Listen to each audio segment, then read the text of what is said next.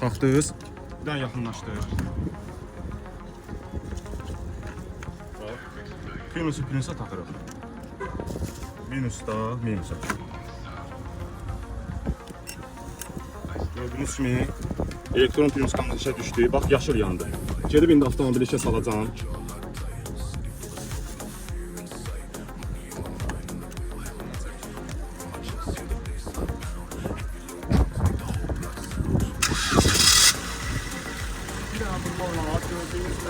Avtomobili bir dəfə işə saldıq.